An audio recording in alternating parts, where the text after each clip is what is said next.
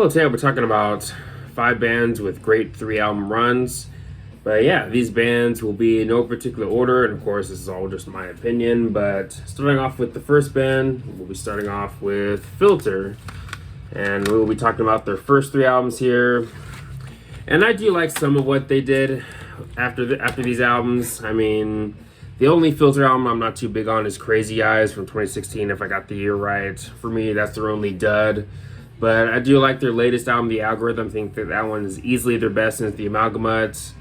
I do like Trouble with Angels and Sun Comes Out Tonight. Anthems for the Damned, I think, is easily one of their weaker albums. But I do like that album, though. There are some solid tracks on there, like Soldiers of Misfortune and Dreams. But I think these 3 are definitely their best. And yeah, definitely a solid album run right here. 3 album run. But starting off, we got Short Bus, the album that started it all.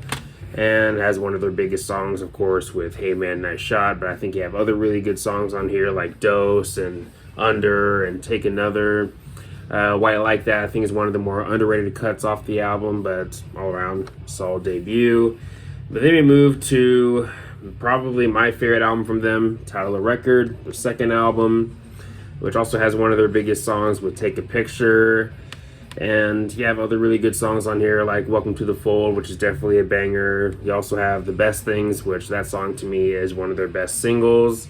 I think you get some pretty good deep cuts in the album too, like I Will Lead You and It's Gonna Kill Me.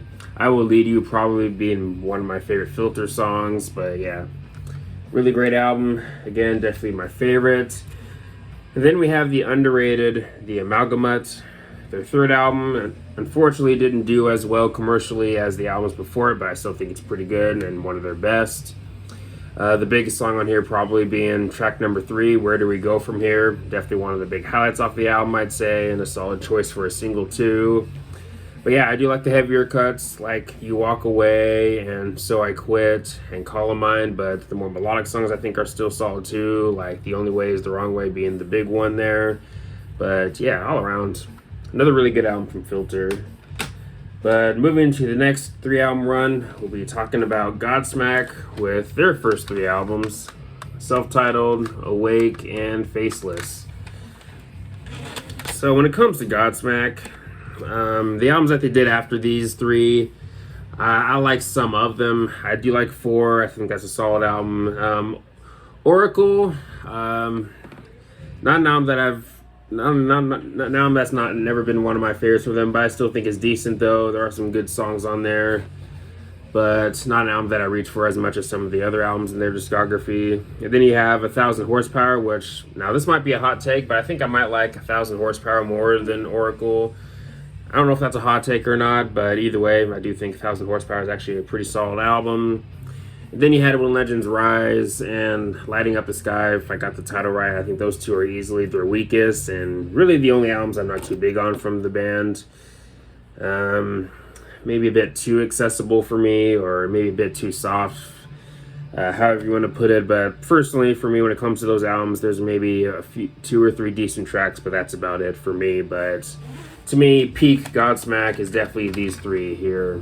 This 3 album run here. But starting off with the debut, you do have some of their biggest songs on here, like Whatever and Voodoo, but the lesser known songs in here I think are still pretty good, like Time Bomb and Immune and Situation being kind of an underrated song off of here. And Moon Baby is a strong way to open up the album too, and also one of my favorites on the album. But yeah, the debut, self-titled, pretty good. Then I think they step it up a bit more with Awake. And yeah, definitely another really good album from them. Of course, you have Awake and Greed on here, which are some of their biggest songs, but you have some pretty good, some of the band's best deep cuts on here, in my opinion. Songs like Trippin', and I really like Spiral, which is maybe a contender for maybe being my favorite album closer from them, or at least it's up there as one of my favorites. I really like that song, definitely underrated. Same with Trippin'. I think Going Down is pretty underrated too. Definitely gives me some Alice in Chains vibes, that song especially. But yeah, all around, really great album. And then we move to my favorite Godsmack album, Faceless, which has some of their heaviest work on here. Of course, you have some of their biggest songs on here, like Straight Out of Line and I Stand Alone, but I really like solid bangers off of here, like I Fucking Hate You and Releasing the Demons, which is hands down one of my favorite Godsmack songs, and a song that I think is definitely underrated. Definitely one of my favorites off of here. Changes is another pretty good banger off of here. Dead and Broken, I think, is one of their more underrated deep cuts, but yeah. Faceless, love this album. Now we'll be moving to the world of pop punk with Good Charlotte, and we'll be talking about their first 3 albums. So yeah, we have the self-titled debut, then we have Young and the Hopeless, and of course, Chronicles of Life and Death. So when it comes to their other albums, Good Morning Revival to me is still their weakest, but still has a few decent tracks on there. Like there are some good songs on there like Misery and I Don't Want to Be in Love and The River. I've never been a fan of Keep Your Hands Off My Girl, and there's some other stuff later in the album that I'm not too big on, but for me, that album is easily their weakest. And Cardiology, I think, is alright. And then you have Youth Authority, which I think is a pretty solid album for them. I do like that one. And same with the album that came after it, Generation RX. And yes, I have heard the new single, Rejects. Personally, I'm really digging the song so far. I've already listened to it multiple times, and yeah, I'm personally really digging the new single. I haven't really looked deep into what other people are saying about the new song, but for me, personally, I'm really digging Rejects. But let's go ahead and start off with self-titled debut, which is probably my favorite album from them. I mean, of course, you have Little Things, which is the big song off of here, but I really like the Motivation Proclamation. I think that's one of my favorite singles from them, and honestly, to me, one of their best singles. I really like that song. Festival song is also pretty fun, but you have some really good deep cuts on here like Complicated and Screamer and Waldorf Worldwide. But yeah, all around pretty good debut album from them. But moving to their big album, Young and the Hopeless, which has some of their biggest songs, of course, like Girls and Boys and Anthem and Lifestyles of the Rich and Famous. I do feel like the title track should have been bigger. I really like that song a lot. But I think just like the debut album, I think this album also has some pretty good deep cuts like My Bloody Valentine and Say Anything, which to me has some of Joel's best vocals on the album. But yeah, all around, definitely a pop punk classic for sure. Then we move to their third album and arguably maybe their darkest sounding album, or at least it's up there, Chronicles of Life and Death.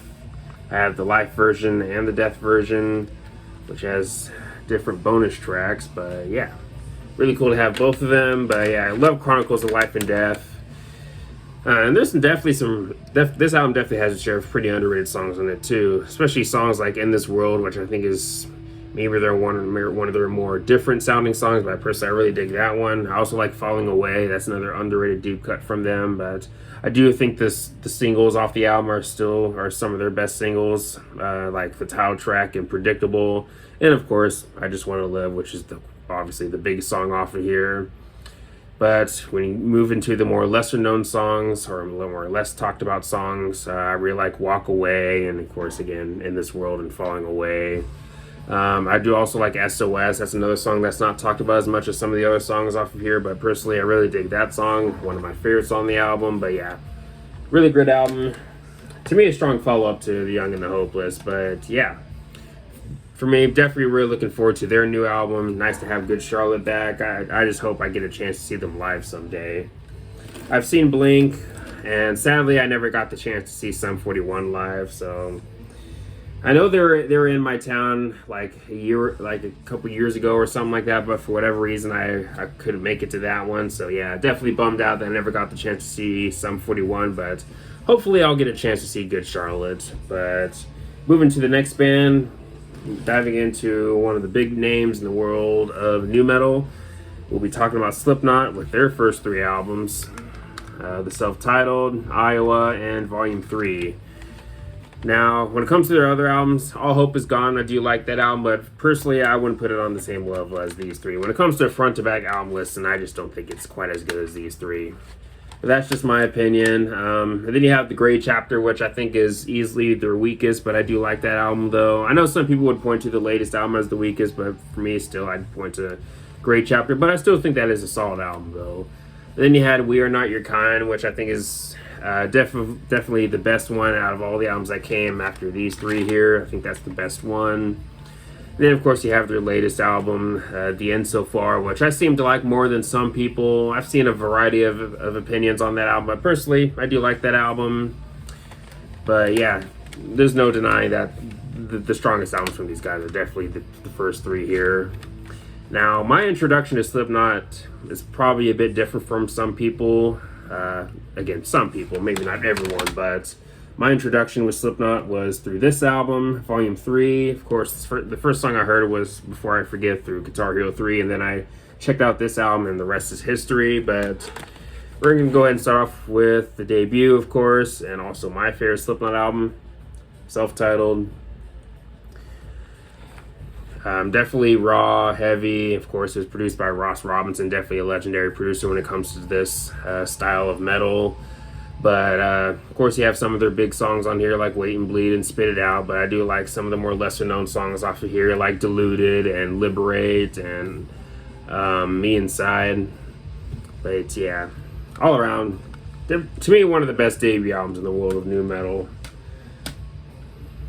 Then we have Iowa, which I know some people point to this album as their best or as their favorite.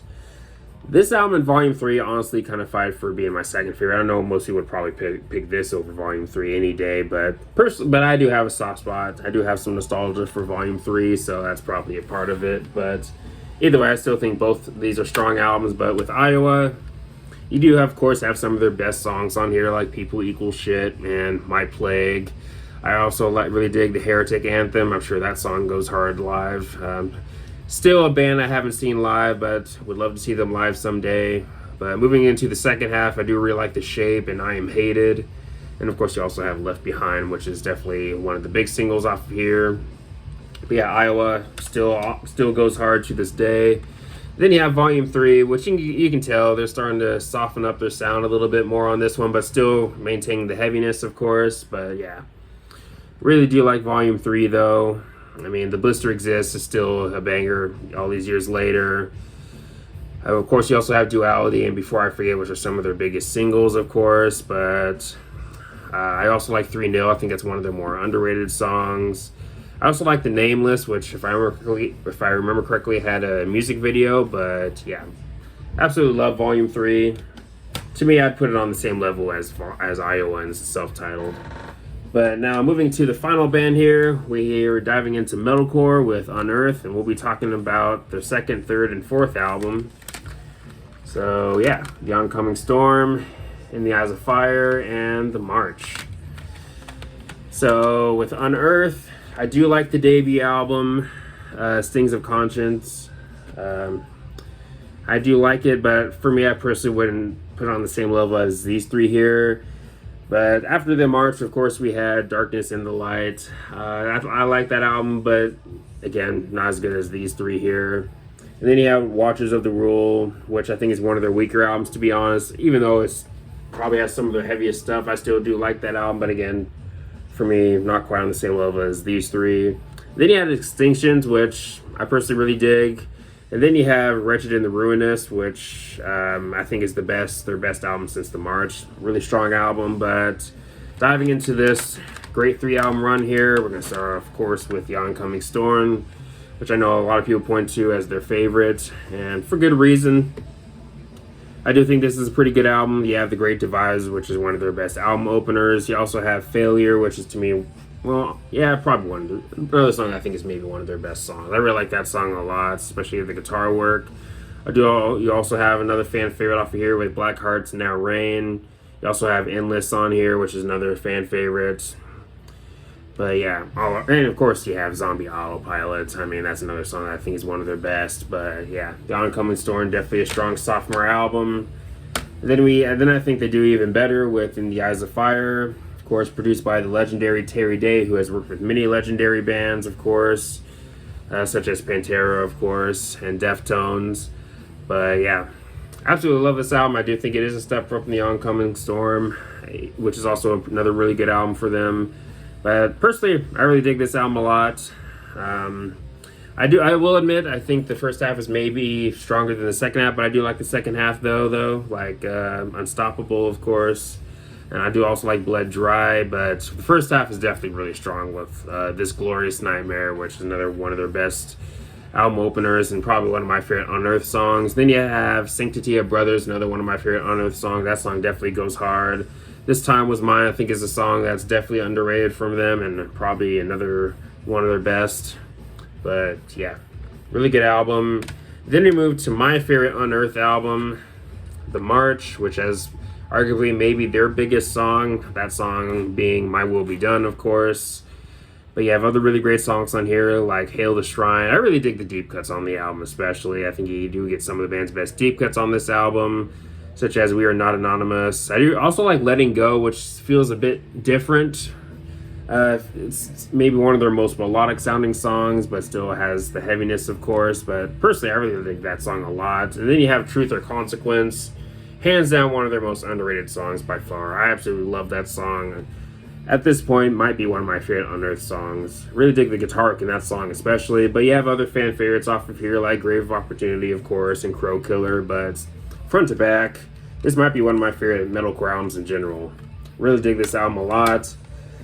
But yeah, those are 5 bands with great 3 album runs. But let me know your thoughts on these album runs in the comment section below, and let me know if you can think of more bands that have strong 3 album runs and all that good stuff. But anyways, thanks for watching. Please leave a comment, a like, subscribe. Have a nice day, and take care.